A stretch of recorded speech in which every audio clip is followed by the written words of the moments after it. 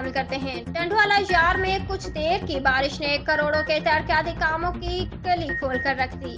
ٹنڈوالا یار میں برسنے والی طوفانی بارش نے شہر کا نقشہ تبدیل کر کے رکھ دیا۔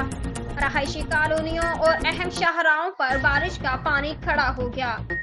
یہ مناظر ہیں ٹنڈوالا یار کے وسط میں واقع مصروف ترین چوک پولیس مددگار 15 آفس کے، جہاں صرف آدھا گھنٹہ پڑنے والی موسلادھار بارش کے پانی نے تالاب کے منظر میں تبدیل کر دیا۔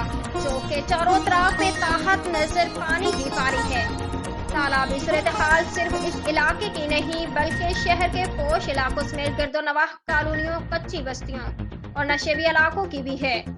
گزشتہ دنوں اراکین اسمبلیوں کی جانب سے شہر بھر میں سڑکوں اور سیوریج کے کروڑوں روپے مالیت کے ازسر نو ترقیاتی کام کرائے گئے، لیکن نو منتخب لوکل باڈیز ممبران کی عدم توجہ اور بلدیاتی افسران کی نااہلی کے باعث منصوبہ بندی کے کرائے جانے والی ترقیاتی کام بے سود ثابت ہوئے۔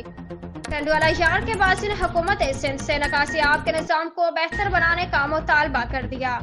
رپورٹ سید سجاد علی شاہ، MD سندھ، زور نیوز۔